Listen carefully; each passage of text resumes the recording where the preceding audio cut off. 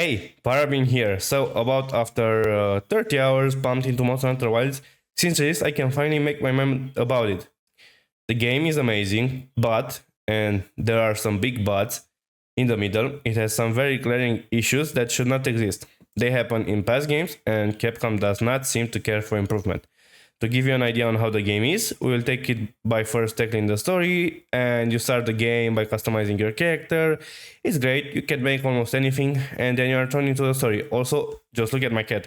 His name is Bob, and he looks like a bag of Skittles. Who wouldn't want that? Wilds, unlike World, has a really strong emphasis on the story. A lot more cutscenes, a much more developed story, and it shows because, frankly, the story is great. Your hunter is dispatched as a leader of an expedition in a quest to help a lost child find his home. You go through all of these regions regarding the quest, meet new and awesome monsters, and that would be the most basic way to explain it without spoiling you too much. The story is engaging, it is interesting, and it's far more immersive as your character can actually speak. It is possible. Rather than just looking like a Muppet who was there programmed to slay monsters. Something which I also loved about the story is that all of it happens in low rank, which is actually great for new players to the series as it introduces them to plenty of monsters and lets them learn about the weapons of their choosing and getting themselves familiar with the game, which during the story is a breeze, something that veteran Monster Hunter fans might not relate to. Trust me though, it is still fun. While the game is great regarding difficulty, the multiplayer is awful, to be frank. They didn't learn a thing from World. Let's be honest here, it is the big 2025. Why in the hell are we not able to play the story and see cutscenes with our friends? Is it that hard? As someone who suffered through World, this is that all over again. Let me tell you how the multiplayer in this game goes. You have to go into something called a party link to be in the same instance, and you think that would be where you can meet your friends, right? No, you're just in the same server. To go into the same instance and see each other, you must go into an environment link. But then guess what? The environment link is like a big expedition. You can't do anything but explore. You can see the story together or even start a quest, which is dumb. Very dumb. You had one job of making the multiplayer playable and it is still shit. Let me tell you how you play with your friends in the story. You go into a quest. You wait. The cutscene happens. Yay! Same as in World. And if you're at the same point in the story, the game chooses randomly, because why would it be by our own choice? The instance to which friends quest you're invited to. Sounds a little easier than World, right? Press join, enter, but the game, in its stupid complexity, lets you get hurt while joining. While you are joining, you cannot move. And that just gives you a communication error and kicks you out, and you have to try like 5 times until the monster decides not to attack you, so you can join your friends. So, for a game that is shown as co-op to the general public, the annoyance of the multiplayer in this day and age is safe to say something that massively brings it down. Something I forgot to mention about the story is that you are locked in it until you finish it. The only things you can do is either the story, optional quests, and why is that a thing? Why can't I explore more? Why are you making me do the full story before I can get into the game and do what I want?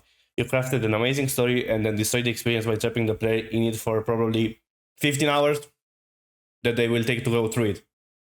To sum it up, the multiplayer will likely throw off people from playing this, and you cannot blame them. Who would want to go through this much trouble just to get to play with your friends in endgame? It is frustrating and annoying.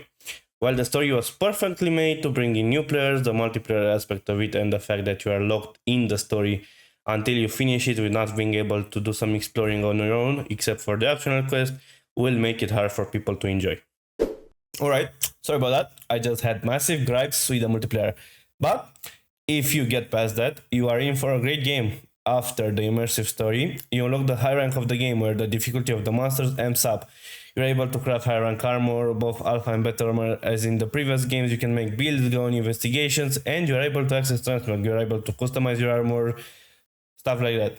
It's great. I won't spoil too much because if you wanna play the game, I really want you to see for yourself. And it's great. The monsters in this game are marvelous. Their design, their fighting style. It's great. They are some of the best monsters I've seen and fought in the franchise. The gameplay on the weapons also feels really smooth. I've hardly found myself fighting without the new focus mode, which allows you to attack wherever you want by just pressing a button. And with these new systems, they introduce wounds, something along the lines of the Clash Claw from World, but much more fun.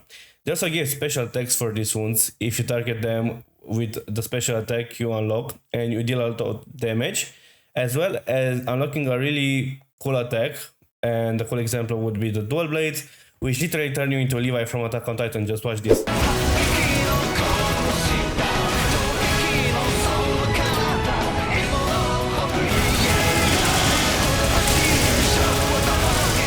So, no worries, if you get yourselves to the mess that is the multiplayer and the fact that the story locks you in there, you will love this game. You will end up in an endgame who's so fucking fun. So I say go for it. The game is amazing.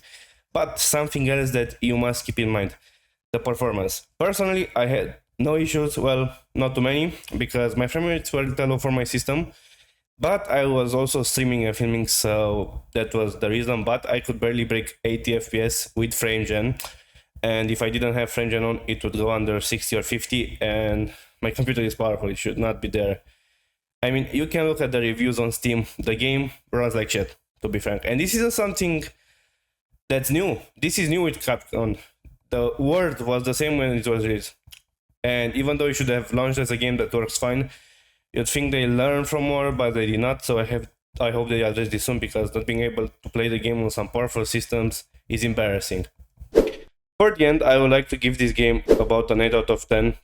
Not because of the gameplay, which is great, the story, which is amazing, simply because the game's multiplayer system is awful, along with the performance and the fact that it keeps you locked in the story until you end it.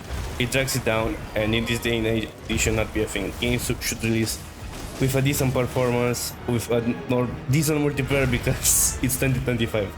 But like I said, if you get past that, I can see you enjoying the game with no problem. Thank you guys for watching. Please leave a like and subscribe if you enjoyed the video, it will help me a lot. And please tell me your opinion of the game in the comments if you agree, don't agree with what I said, and I will see you next time. Bye bye.